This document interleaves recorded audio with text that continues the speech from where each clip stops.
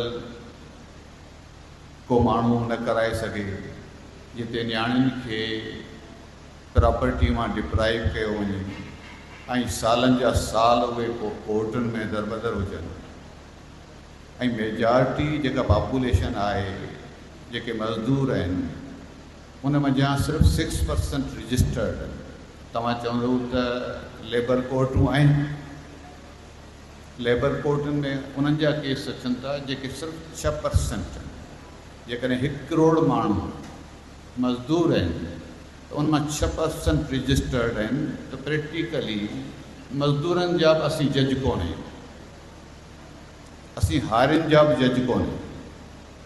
त पोइ असीं जज कंहिंजा? तमामु हिकिड़े लिमिटेड